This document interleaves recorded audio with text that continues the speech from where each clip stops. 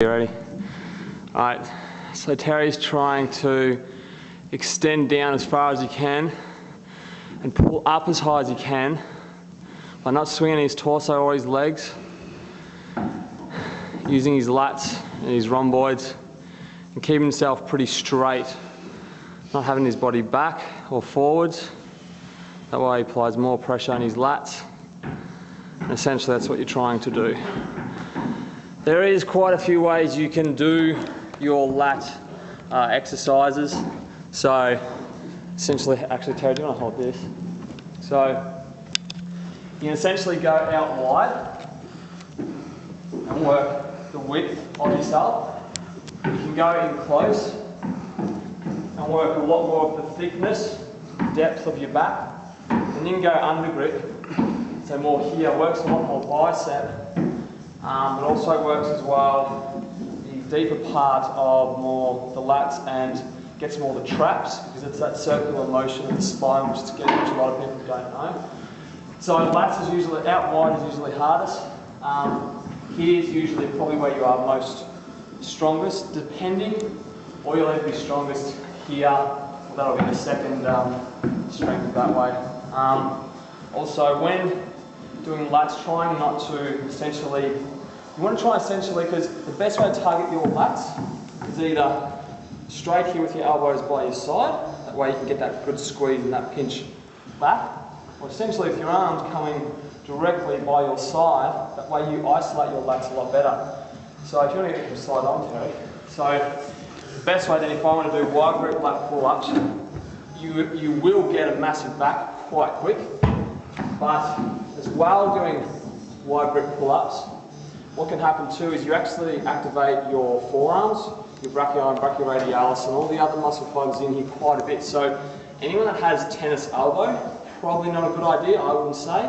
I would be doing more under grip or close grip. And as you can see, even when you change, what happens to the forearm with tension? So you do that, your forearm at the back is out of place.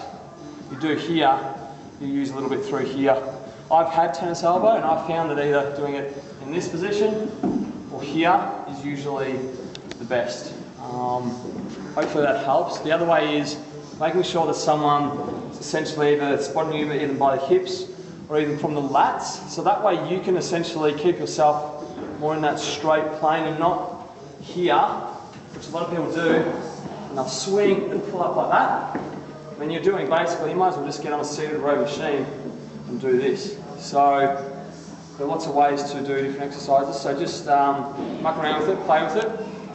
Look at your angles of planes and what you want to target, and then maybe jump online and look at what a few other people do and how they execute it.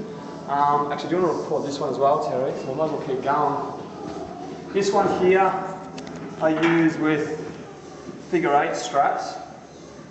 I put fat grips over it to make it that way. I don't use my biceps and shoulders as much to pull on the movement. So you have to go wider, because what I'm trying to do here is use my lats. So the fat grips channels more energy into my lats, and using the straps, that way I can pull with my lats more without using my hands to hold on the fat grips as much. So abs crunch down, not even moving, and the only thing you pull is your lats. I've seen a lot of people when they do this, they go up like this, they start going like this. You're going to work your thoracic, you're going to work your abs and your lower back. But here, this is just about control and execution. So I usually do it either two ways. I have my abs either locked down and do it like this, and try and look straight ahead. But if your head's too far down, it's quite a strain on your spine up the top, your cervical spine. And it's strongest when it's in its neutral position anyway, and safest. The other way I do is sometimes elongate my torso. So elongate my abs, not crunch down, so elongate them and pull behind my neck. Either way is fine, as long as it's controlled. So, same thing again, the muscle doesn't know its weight, it knows its tension, so you apply it how you want it. And that way you'll avoid injury and it'll just be easier on you and you'll get your goals a lot quicker. Like today we're training chest, shoulders and back, but the way we're doing it is very controlled, very specific, and we're not using other muscle groups, so we can actually train longer and not feel sore in our joints and worn out, because a lot of people as well, while they stop training quicker, they lift heavy, they use other muscle groups to do the muscle group that they're doing. The nervous system actually gets more of a strain.